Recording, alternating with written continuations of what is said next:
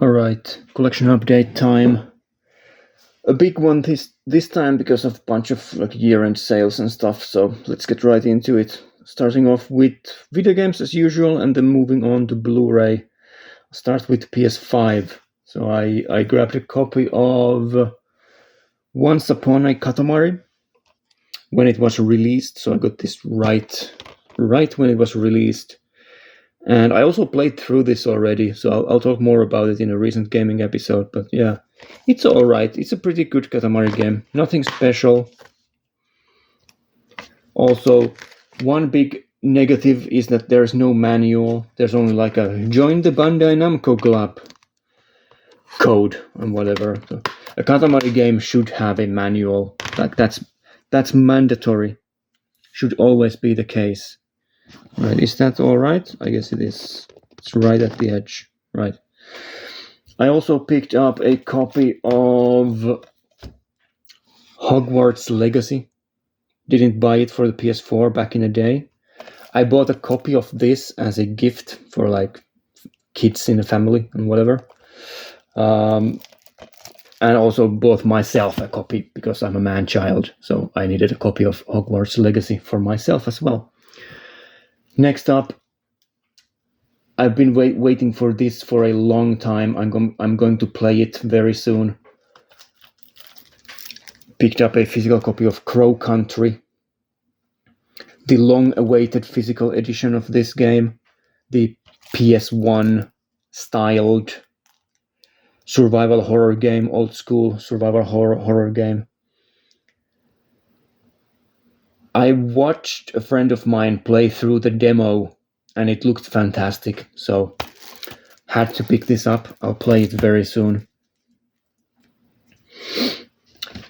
Next up, let's go with these two. I had the Tetris Forever kind of documentary / Tetris game in one of my recent gaming episodes recently, and I went and picked up the other games by the same company.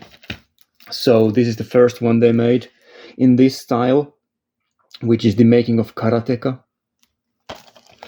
Again, has the same kind of menu system and like the idea that you kind of watch these documentary videos and like read through this like documentary, almost like interactive museum stuff. And then like this one is all about the game Karateka, which I've never played, but it looks interesting. So I'll check this one out. And then I guess the more out there release that they made is the Jeff Minter story, Lamasoft. So this is really old school video game history. It has a bunch of games that you can play. These old, like all really old, which console did he make these for? Right, were they for PC, like old Atari systems and stuff like that? Yeah, the cover art is fantastic. So yeah, it's a story of Jeff Minter, the developer, and it has a bunch of his games here as well that you can play. Tempest 2000, Grid Runner. How many games are there? Like 42 games ever created. 40. What did it say? 42 of the wildest, trippiest, and sheepiest games ever created. So, looking forward to that. Lamasoft, the Jeff Minter story. Then I picked up a used copy. This sold out for a while, I think. I could be still sold out. But yeah, this was really cheap for a long time. I never picked up a copy of it. I thought that I'd grab a used copy of this when I ran into it. This is the Last Days of Lazarus, which is... I'm not sure if it is a Romanian game, but it's about Romanian history. Interesting stuff. I don't think I've played many games that are set in Romania. Is Resident Evil 8 set in Romania? I guess it is. At least it seems like it. It's probably right around that region, at least in Eastern Europe. There aren't that many games that are set in this part of Europe. So Interesting stuff.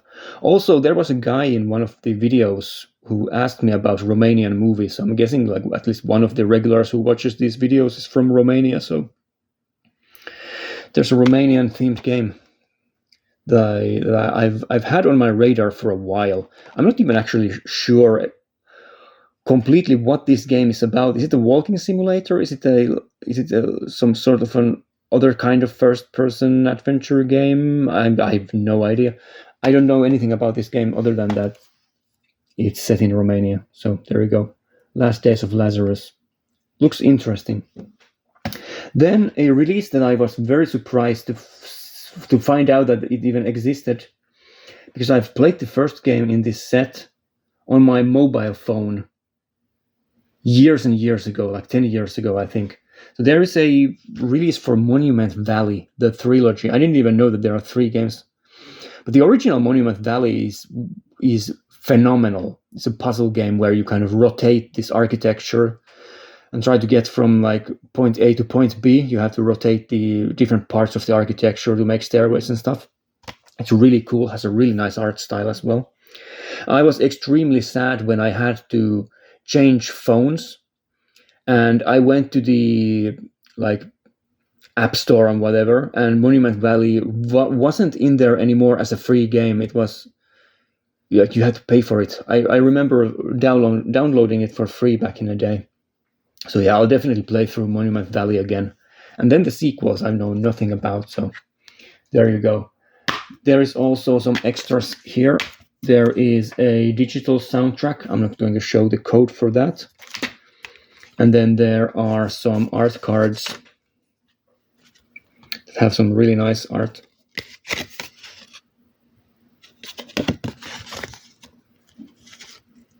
When it comes to mobile games, like this is the stuff that I think about. Like this is the good stuff.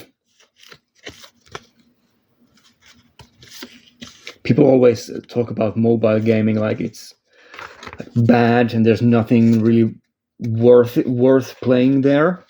It's just, microtransactions and like cheap, fast-made garbage. But no, there's some really good stuff out there as well, like Monument Valley.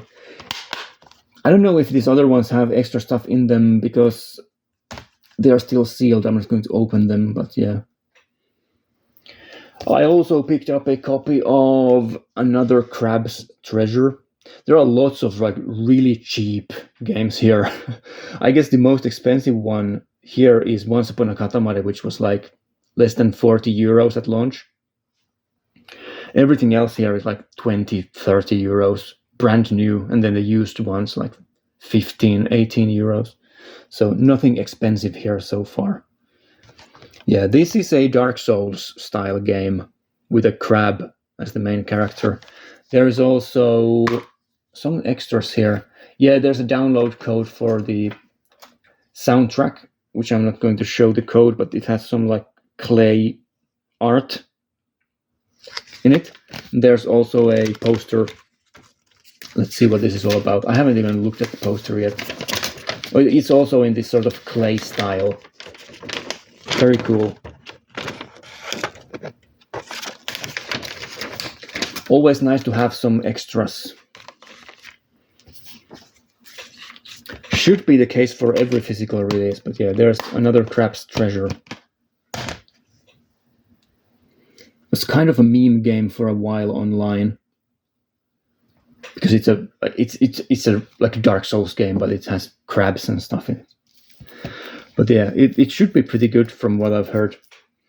This next one is probably not good, but I wanted to pick up a copy of it because it was on sale for really cheap, and I want to get it before it sells out because I don't want to pay any kind of considerable money for this. So I grabbed a copy of Evil Nun, The Broken Mask, which is a really, really poorly received, kind of cheap-looking first-person horror game. It's one of these. Like, I don't know if this is a Unity game, but it looks like a Unity game.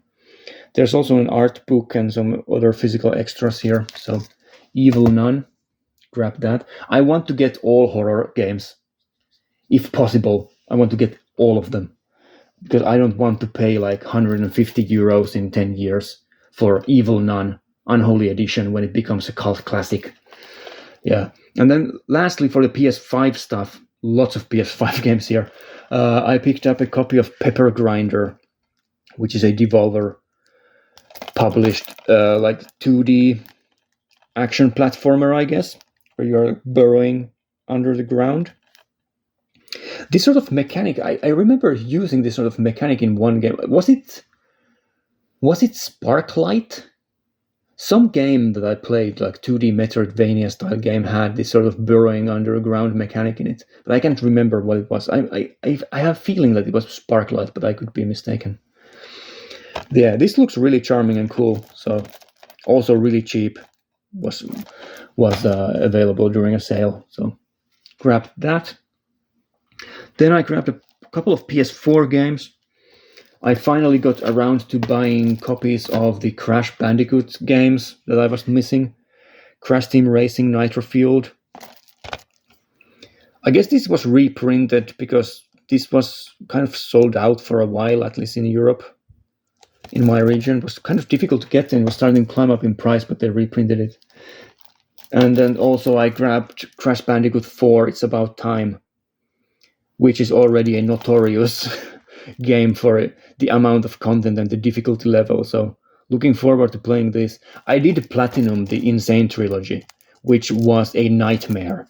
It was a nightmare to do, but I managed to do it. So let's see if I can spend less than 100 hours platinuming Crash Bandicoot 4. Then I picked up a couple of limited run games used because a guy was getting rid of his collection and just sold for really cheap a bunch of stuff. So I grabbed a couple of games that no one else seemed to want from the early releases that I was missing. I grabbed the first Kemco release that Limited Run Games put out, As Divine Hearts. These games look pretty mediocre and terrible. I have no idea why people are so excited about these Kemco games. These are like really cheap, fastly made JRPGs. But yeah, it has a nice cover. So I got a copy of As Divine Hearts. And then I picked up a copy of Nova 111, which is a puzzle game of some sort. Don't know much about it. And these are some of the early games that when these were announced and released, and people were like scrambling to buy them because they thought they would become collectible, I was just shaking my head at the stupidity of people. Like, people really thought that they are going to buy a copy of Nova 111, keep it sealed, and then become rich selling it forward. Like, no, there is no market for these games for real. Maybe in 20 years this will become incredibly valuable, but yeah. I also picked up from the same guy kind of a meme game, like an inside joke in my circle of people. And I haven't told anyone that I bought this, so this is going to amuse a couple of people who watch these videos, but I picked up a copy of Pang Adventures, finally, after years and years and years of laughing at Pang Adventures. Not that it's an awful game or anything, but this is one of those early ones when Limited Run Games were starting off. This is number 26, and I have no idea why they decided to release this game. I guess it's a legendary series. It's an old school series brought back, but still, like, this is not going to become some massive collectible item that people are going to scramble to get into their collections. Like, you are not going to get rich by keeping your copy of Pang Adventures sealed and getting it graded. Why are people so dumb? Yeah, Pang Adventures. I picked up a copy of this. Yeah, this was for a long time like a joke when I bought these Limited Run Games blind boxes. My friends were like teasing me that I'm going to get 5 copies of Pang Adventures. I never ended up getting a copy of the game from those blind boxes, but yeah, it was always like a fear of mine. Like, how many copies of Pang Adventures am I going to get? All right. And if you are a huge fan of Pang Adventures, nothing against you. It looks so cheap and dumb, and the gameplay is so dull. But from everything I've seen, all right. Moving on, I picked up a couple of PS2 games. Nothing expensive or special, really. but just stuff that I was missing. I picked up a cheap used copy of Aqua Vetrix 2, however you pronounce that, which is a puzzle game. It's a sequel to the... What is it? It's not Aqua Vetrix 1. That's not the original, but it's Aqua something. Yeah, it's this really colorful, interesting looking puzzle game. Also very cheap. Complete in box. Does have a manual. The manual is black and white. It's kind of boring. This is the type of game that I wish would have a full color manual because it would really work for this style of game. Yeah, so there's Aqua Vetrix 2. And then I picked up 2 gun games. I don't have a light gun or a setup to play this, but I remember playing Time Crisis in the arcades. So I picked up our Time Crisis 2. Also, this is the Finnish release for this, so a little bit rarer and more collectible around these parts of the world. It does have a manual, full color. There's some artwork of the different characters and stuff. Looks pretty good. And then I picked up a copy of Time Crisis 3 as well. Again, don't have a setup to play this. Oh, this is also a Nordic release. Cool. I don't really pay much attention to the back covers or the languages, other than that it's not like it doesn't have, if it doesn't have English at all, or some other language that I know, like Finnish or Swedish, then I don't want it in my collection. So that's that. The manual is a little bit damaged, but whatever. There's also a advertisement. I always love these. Namco advertisement. What do we have? Tekken 4 Platinum. All right. MotoGP 3. Pac-Man World 2. Isn't there a PS5 release of Pac-Man World? Is it this one or the first one? I don't remember. But there's some sort of a Pac-Man reboot going on the PS5 currently. Alpine Racer 3. I have never seen a copy of this game ever anywhere used or anywhere. I didn't even know that this exists. Okay. Smash Car Tennis. Could you imagine games like, Distant Thunder, Ace Combat, that's pretty cool. Ninja, could you imagine a company releasing these games?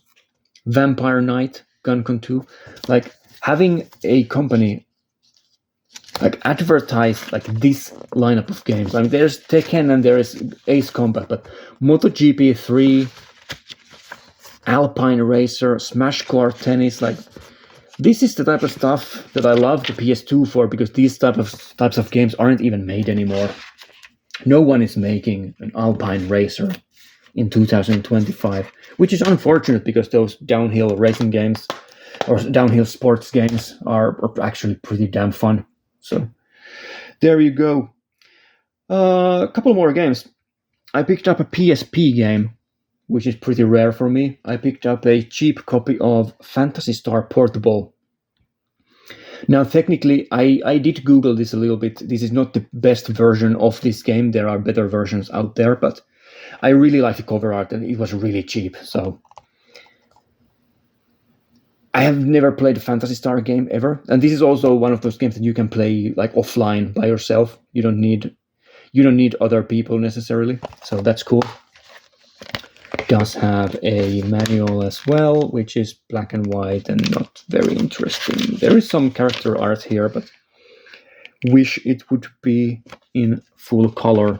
So yeah, there's Phantasy Star Portable. Then I have some PS1 games as well. Where the hell am I going to fit them? I picked up because I did the PS1 top 10 video. I've been buying a bunch of PS1 games. Just, for fun. There are a couple here that are, actually two. There are two here that are a bit more uncommon. And then a bunch of stuff that's really, nothing special at all. Some pretty good games still, I'm guessing. First of all, let's start with this. I picked up a better condition copy of B-Movie. This is a flying saucer game that I used to play as a kid all the time. I have a copy of this that has a completely like broken case and no manual and whatever. So I found this for less than 10 euros, I think. So I decided to upgrade my copy of B-Movie. It does have the manual now. So I only have a couple of PS1 games in my collection that don't have good condition boxes and like the manuals and everything. So yeah, I grabbed a copy of B-Movie. I guess I'll do it like this. Stand these PS1 games up there. I also picked up a pinball game of all things, which is Time Shock. I don't think I own a pinball game at all in my collection. And this is a pretty well-received series. Like, these are mostly PC games. These are really highly rated PC games. The PS1 ports are obviously like not as good. Like, they don't have as good graphics, and the gameplay is probably worse, the frame rate and everything. But yeah, I decided to pick up a copy of Time Shock Pinball. It has a massive manual.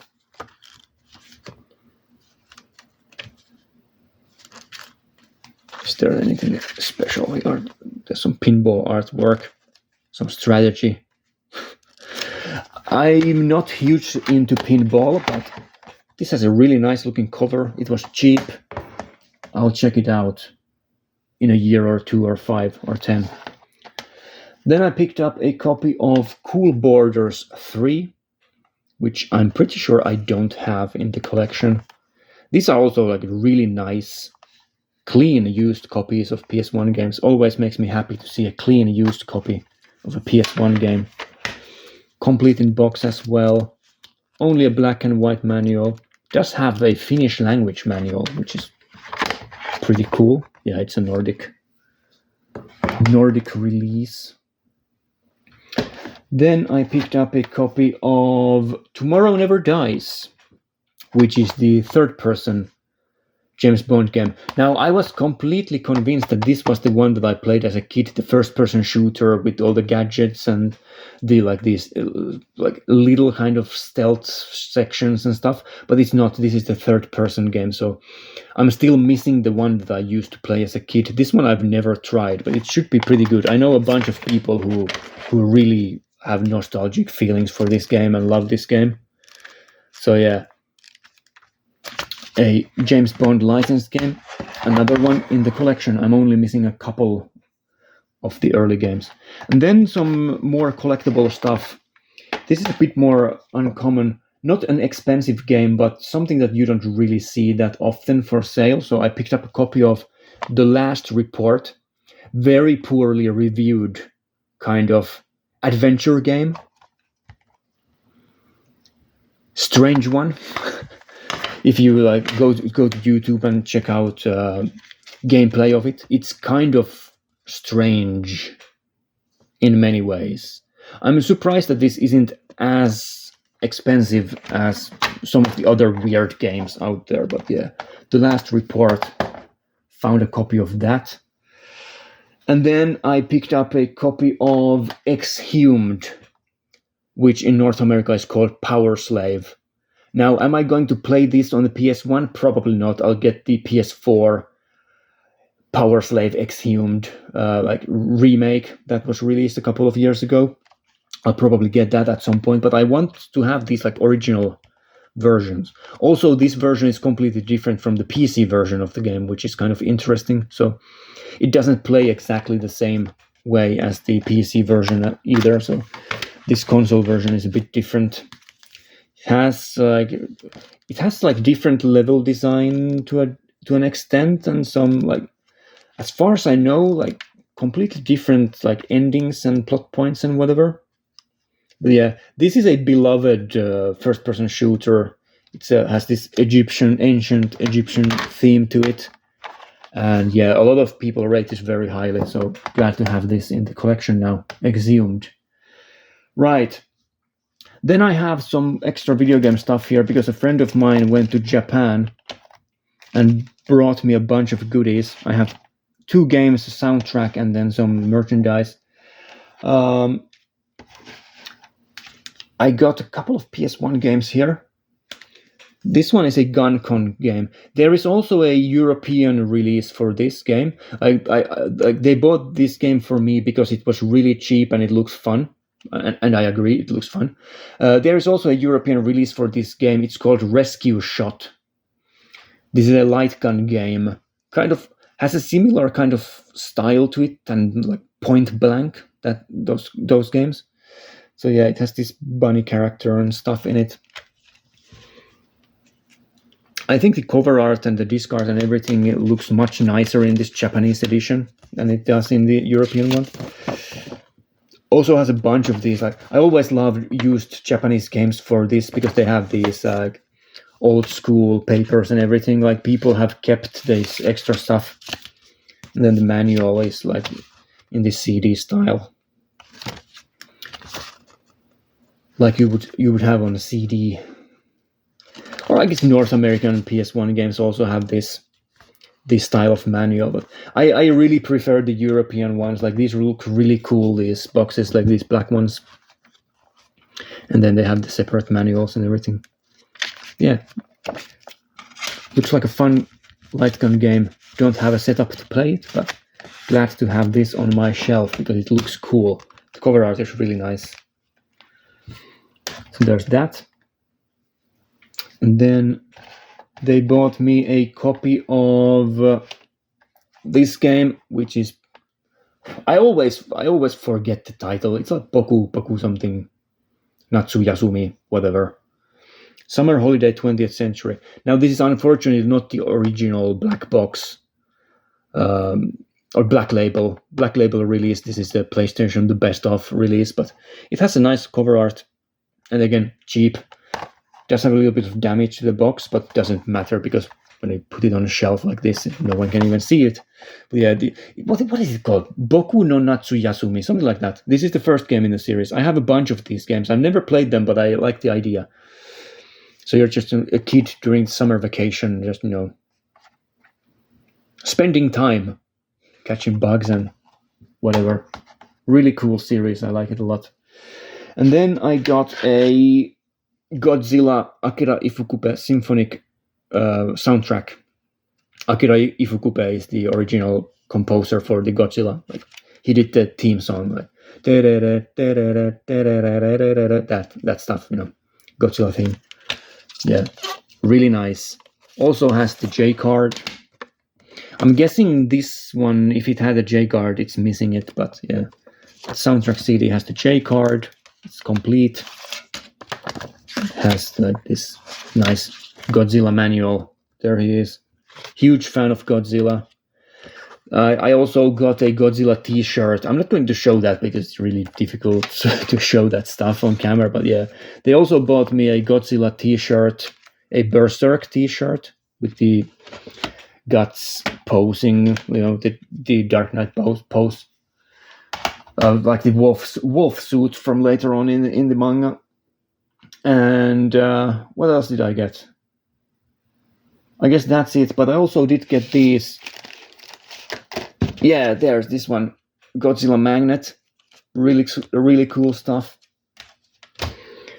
There's also this card that came with the Godzilla purchases, has one of the monsters. I guess that's we Google this. Is this Destoroyah? I can't remember exactly. It's a giant octopus from one of the movies. It's not Ebirah, I don't remember. It's one of those. And then this is really cool stuff. I got a bunch of these gacha machine keychains. I'll show all of these. So there's Everybody's Golf 3 PS2 game. I got a bunch of these that I didn't necessarily want because there were a couple that I wanted, and I made my friend use the gacha machine for a while to get them for me. There's also this old PS1 game. I don't know if this has a European release or not. Sai. Some sort of a puzzle game. And then there is this one. This one I wanted. Is there something else here that wasn't a huge need? Yeah, there are 3 more here. These were the ones that I wanted to get. So there's this one. This is for the PS1 game with Toro in it. That's the cat character Toro. I don't think these games have ever been released in the West, like any of them. But he was the mascot for Sony PlayStation for a while. This cat character Toro, and this is one of the PS1 games that he was in. And then I got Ape Escape. There's also Ape Escape 2, but that goes to another friend.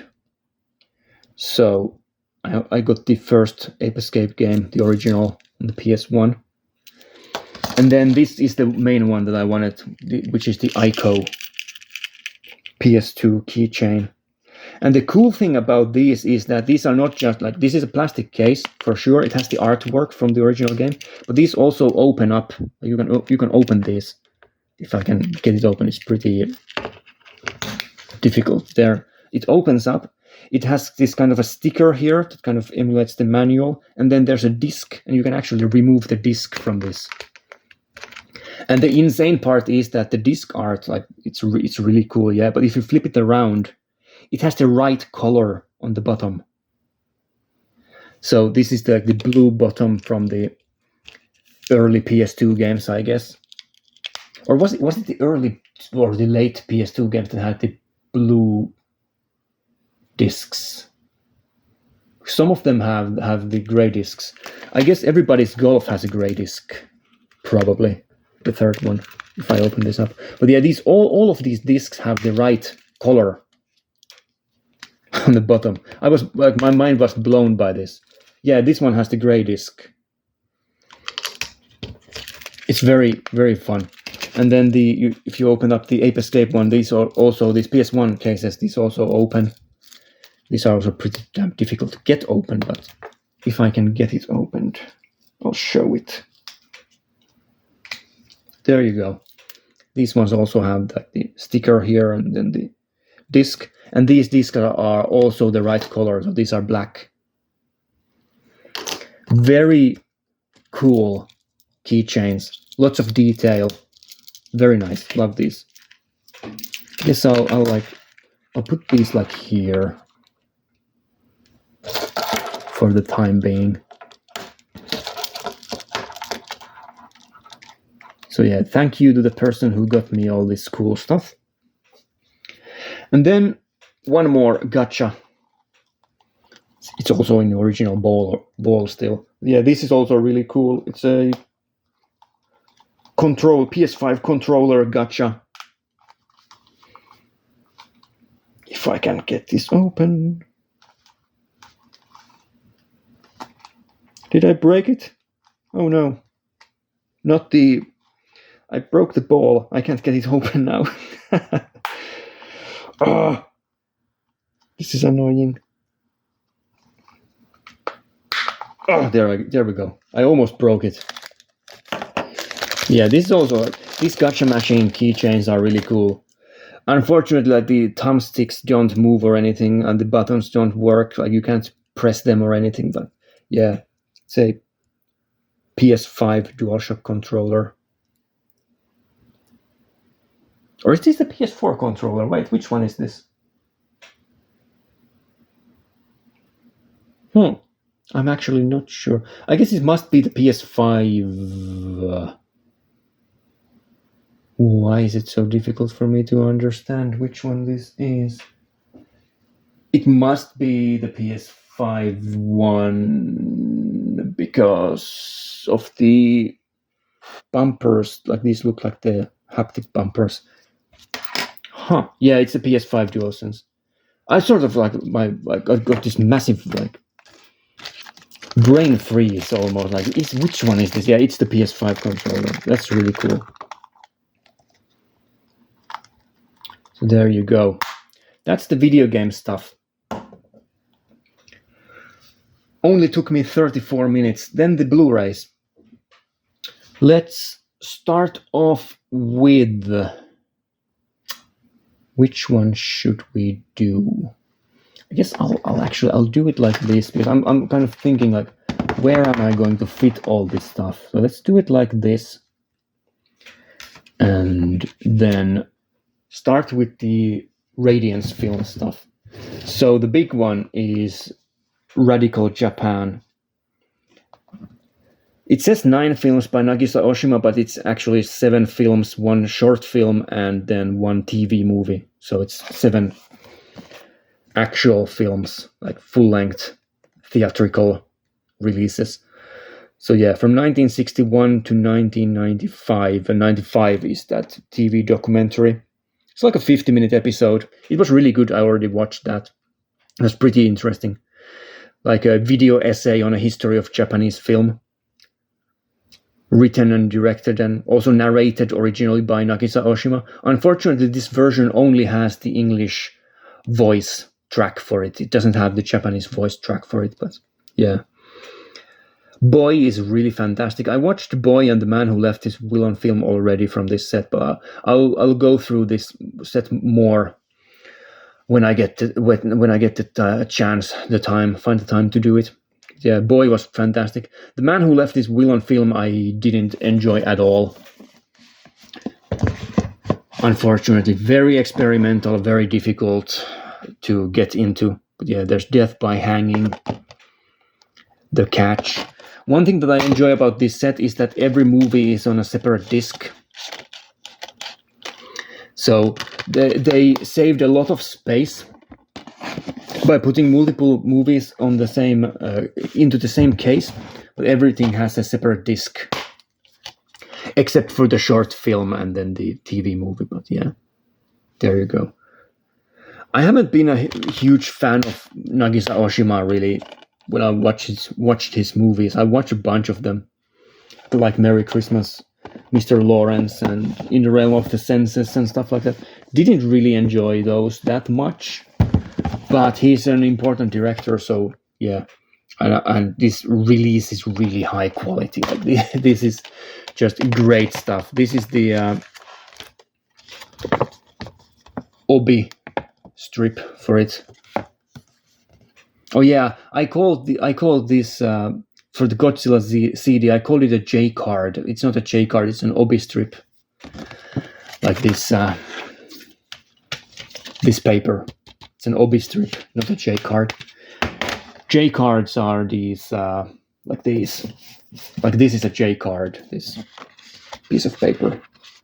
So, for example, this release. Those are J cards.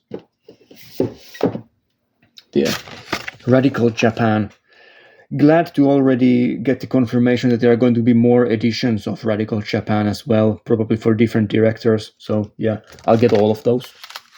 I want all of this. Like, this is my stuff that I enjoy. There's also a thick book in the release. Really, really thick book. Incredible cover art as well. And there you go. I'll flip through this a little bit, not the full thing. Kind of, you get an idea what's in there. Spatial radicalization and politics. Really nice visuals. If there's one thing that Nagisa Oshima is really good at, is the visual style. It's very striking. That's from the Man Who Left His Will on Film. Interview. Yeah, just a bunch of stuff. Forms and Feelings. Multiple interviews with the man. This is from the movie Boy. If you're interested in checking out Nagisa Oshima, I would suggest watching this movie because it's really, really powerful. Kind of a family drama. It reminds me of the Hirokazu Koreda movie Shoplifters. Like, this is obviously like one of the movies that probably has inspired that one. Follows this kind of family of these small-time criminals who are just trying to get by. Yeah. There's Radical Japan, Nagisa Oshima.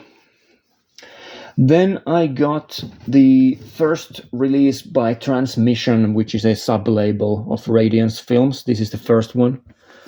They released Night of the Juggler, not sealed because I wanted to check out the packaging. This has really nice. I love this idea. Like, you have this hardcover slipcase that many of these companies like Arrow uses, but there's this empty space here that you can actually just grab the contents. You don't have to go like this and kind of make everything fall out. You can actually just grab it. Revolutionary, right? So Night of the Juggler, it's a 1980s kind of action movie set in New York. I did watch this already.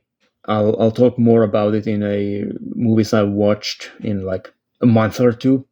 But yeah, I enjoy this quite a bit. It's very, very fast moving and energetic. James Brolin is fantastic. These releases also have these J cards in a little bit of a different style than the Radiance ones. Yeah.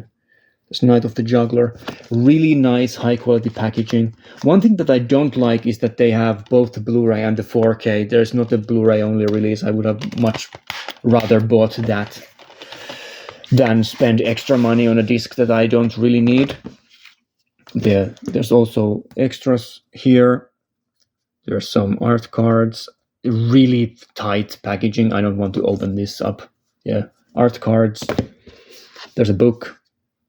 Night of the Juggler.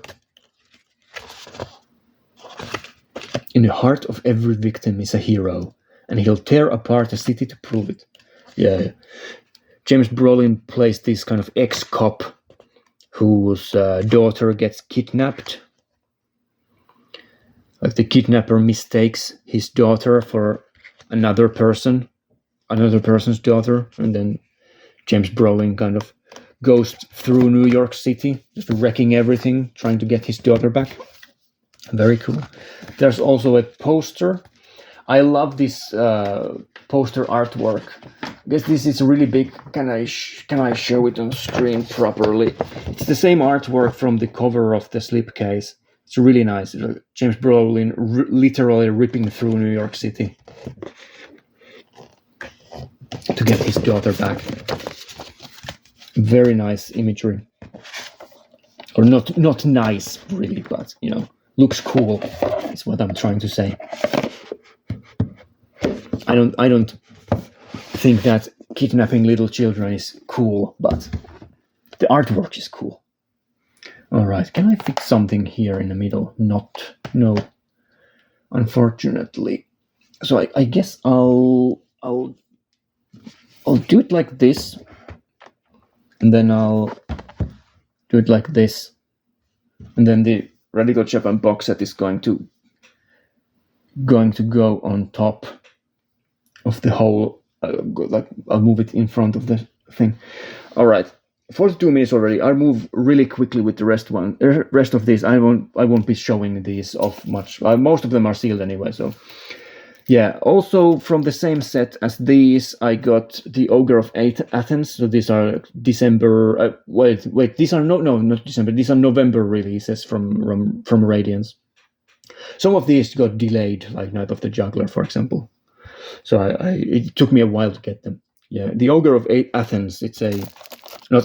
Athens is a classic Greek movie from the 50s. Looks cool. And then from a sale, I picked up a bunch of these kind of a little bit older releases from Radiance that I didn't buy originally because I was out of work for a while and I was saving money. So I skipped a bunch of Radiance films stuff, but from the sale I bought almost all of the ones that I was missing from earlier this year. So we've got Taikato's The Tale of Oiwa's Ghost. Another version of Oiwa's Ghost. There was also a version of this. It's the Ghost of Yasuke or something like that. Ghost of something from the Dai Gothic box set. It's right there next to me. I'll check out what is it called? The Ghost of Yotsuya. I don't know why I didn't get the name correctly on the first one. Yeah, it's another version of the Ghost of Yotsuya, which is a very famous ghost story. Then I got a copy of Rapacious Jailbreaker. Now, a movie that a lot of people haven't been talking about. All of my friends who have watched this movie absolutely loved it. So it's kind of like a prison break movie. Very, let's say, what would be a good adjective? Rambunctious. Is that a word? It's a movie with a lot of energy to it. That's what I'm trying to get at. Rapacious Jailbreaker. I'll check that out very soon. Then I picked up a copy of Temrock, which has divided people. A lot of people hate this movie with a passion, but I have no idea. It's an experimental movie. Is it from France or Belgium? I can't remember, but yeah, it's an experimental movie. Looks insane, but okay, I'll check it out. Then I picked up a copy of Jacques Rivet's Va Savoir or Va Savoir. I'll just pronounce this like a Finnish like idiot. Va Savoir. So it's Va Savoir. That's how I would say it. And I don't care like about pronouncing it incorrectly. I'm not French. I don't speak French. So there you go. Another Rivet movie that I'm probably not going to watch for a long time because it's like, how long is this? Like, holy shit. It's just too much, man. 224 minutes. That's the extended cut. Man, like, if you can't like make your point in 90 minutes or like 40 minutes, just come on. I don't have the time to watch these movies. if they're that long, I can watch 2 or 3 movies in that same time period. Like I would much rather watch like these 3 movies back to back than watch like Va Savoir. I'll get to it at some point. I have to get the Rivet movies now when I can get them cheap because I'm not going to buy them later when they get more expensive after they go out of print. I also picked up a copy of The Railroad Man, which a lot of people have praised, by Jeremy. There was one of his movies in the World Noir 1 box set, I think. Which one was it? The Facts of Murder, I think. That was by Jeremy. He's also the main actor. Then another Japanese movie, The Beast to Die, has a great cover art. Looks like a wild movie. There you go. And then I picked up La Terra Trema by Visconti. There are a bunch of Visconti movies that Radiance have released. This is, I guess, the first one. I don't think I've seen anything by him before, so I'll go into these blind. Next up, Shoot First, Die Later by Fernando Di Leo, a Raro video release. Let's put it here. And then I picked up Life is Cheap but Toilet Paper is Expensive, which is also a partner label release. No ducks were harmed for the making of this film. Cool. There. I'll move really quickly through the rest of the stuff. I picked up a bunch of, not a bunch of, 2 new releases by Arrow and 2 older ones. I picked up used copies of Audrey Rose, which is by Robert Wise, who is a fantastic director. He did, what did he do? Like Body Snatchers? Yeah, The Body Snatcher. Yeah, the early one, the original. Yeah. He did The Haunting as well, which is fantastic. Yeah, there's a booklet. Really, really high quality director. So interesting to see him doing like these sort of horror movies as well. And I also picked up a copy of Nightmare City by Umberto Lenzi. Now, what is unfortunate is that there's a lot of damage to the image here. It's like the image quality isn't perfect by any means. Just a crazy zombie movie, like really crazy movie. I did watch this already as well. I'll talk more about it in the movies I watched. Was it great? Not really, but it was very interesting. Certainly worth checking out. A different type of zombie movie. Let's just put it that way. And then I picked up a copy of Deadstream. I picked this up because I want to watch this with a friend of mine. A comedy horror, like found footage movie about a streamer who goes into a haunted house. And then I picked up, oh yes, the first of the Hong Kong movies that are coming to be, or that are coming soon from Arrow. City on Fire. I'm going to buy every single one of these. They've already announced Hard Boiled, the John Woo movie, and what was the other one? Like Peking Opera Blues, Beijing Opera Blues, whatever it's called. I'm going to buy all of these, and I'm going to love having them on my shelf. Yeah, City on Fire, good one, by Ringo Lam. Really nice release for this as well. Like a high quality Hong Kong action movie. Love it. Let's say I don't necessarily love it. It wasn't as good as I was kind of expecting from all of the hype, but it's really good still. It's one of those Hong Kong movies with so much like off-kilter comedy in it that I don't really know what to think about it most of the time. But yeah, it's one of those like undercover police movies from Hong Kong. Lots of action, looks great. Chow Yun-fat in it as well, but it's not the best of the best, I don't think. It's good. Right. And then I picked up during a Criterion sale, because November is Criterion sale, I picked up 1, 2, 3, 4, 5, 6, 7, 8, 9, 10, 11 Criterion releases. I'll go through this very quickly. I picked up a Confusion, and Mahjong double pack, so Edward Yang movies. Now, these are from Amazon. There is some cardboard glued on the plastic. It looks awful, but it doesn't matter. There's no damage to it. I picked up a copy of the Burmese Harp by the great Kon Ichikawa. Anatomy of Murder by Otto Preminger. Lots of really, really highly rated movies here that I'm missing from my collection. I picked up Shoe Shine by Vittorio De Sica. Great director. Who did, what did he do? Bicycle Thieves?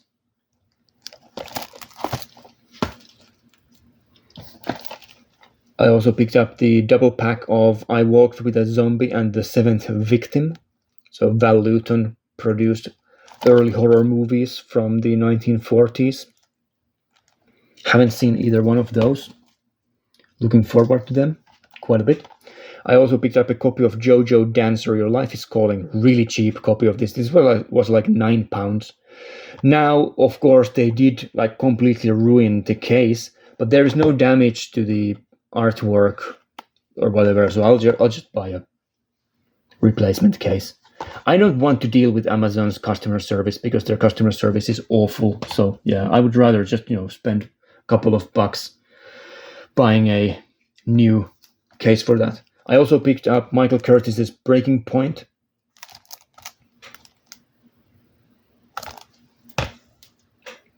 And Beau-Travail by Claire Denis. I'm running out of space. I also picked up a copy of Scarface with Boris Karloff in it. This is the early 1930s Scarface movie. Very highly rated. And then I picked up a copy of Black Girl, which is a African movie. I haven't seen many African movies, so intrigued by this. And then I picked up a copy of Night Moves, which I've seen already. This is by Arthur Penn, a Gene Hackman movie from the 1970s. It's not great, but it's very interesting. Very different kind of. It kind of reminds me of the Gene Hackman performance in The Conversation, where he's just this like middle-aged hack. No pun intended, Gene Hackman. Like he's just this middle-aged guy who is just drifting in life, having like no direction. It's very interesting. I like it quite a bit. So yeah, there you go. That's the stuff that I bought. Well, I didn't buy all of this in this month, but that's the stuff that I want to show this month. Share with you, because I'm a nice guy. Let's see if I can do some sort of a thumbnail with this stuff. Can I do it like this? It's not easy because of the PS1 games. I realize my mistake now. I shouldn't have put them there. Can I get these here? So yeah, welcome to the end of the video where I struggle trying to come up with a thumbnail. And what video game should we use? Let's go with Crash Bandicoot.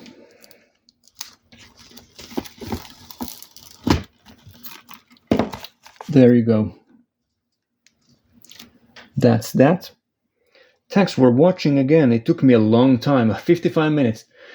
That's a massive collection update to start off the year. And it's not going to slow down from here because I'm working, and when I'm working I'm stressed out, and when I'm stressed out I buy stuff for me to enjoy after, when I'm not killing myself with work. I can enjoy all this stuff. So there you go. Thanks for watching, and I'll be back again next week for something else. Bye.